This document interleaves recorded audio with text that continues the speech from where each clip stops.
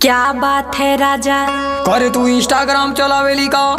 हाँ हो मोरे राजा, बड़ा आवेला मजा। कमीनी, तू ये सब छोड़ दे। ऐसे कैसे मैं इंस्टाग्राम छोड़ दूं राजा? अभी टाइम है जाने मन, तू होश में आ जा।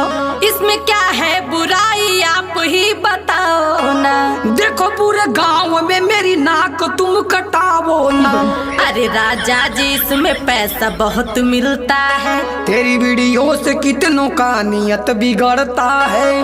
जो जैसा सोचता है सोचे, उसमें मैं क्या करूं। तू इंस्टाग्राम पे वीडियो बनावल बंद करूं। देखा राजा, एमे फिल्टर बहुत कमाल के हा। हाई वीडियो तो सारे टिल्ठुआ के माल कहो। मान जाए राजा हमके वीडियो तू